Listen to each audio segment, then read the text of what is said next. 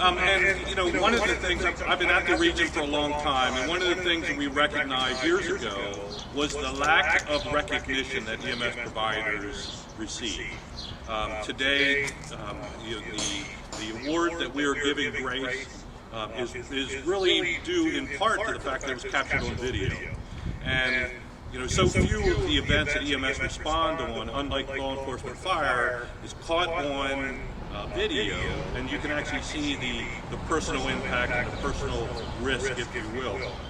So 10 years ago, we created, a little over 10, the regional awards, and they were put together by the county EMS presidents.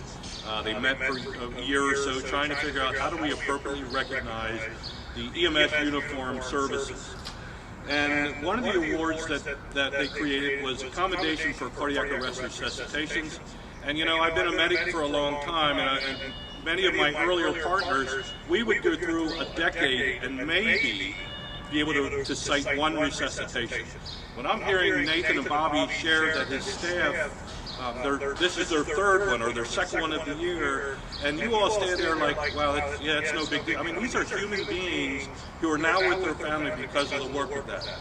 Where we get our fulfillment is we would like to believe that some of the impact on those lives that was saved is because of the system that we help work on. But it's also significantly due to the organizational structure, training, and focus on quality, and these providers who just go above and beyond. One award that we created that I didn't know that we would ever really need to execute, if you will, I was almost hoping we wouldn't because it means risk to the provider, is a certificate of valor. And so it's clearly, this is the first time we've ever awarded this, and the award is going to be to Grace for her efforts in extricating an individual from a fire.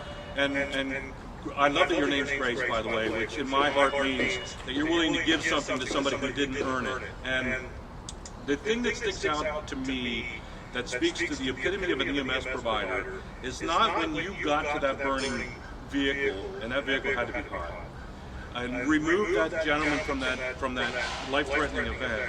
But your first 2 or 3 steps really showed me your character. You came out of that ambulance, and any of you that has ever received EMS training know that the very first thing that we drum into you to the last training you ever go through is scene safety.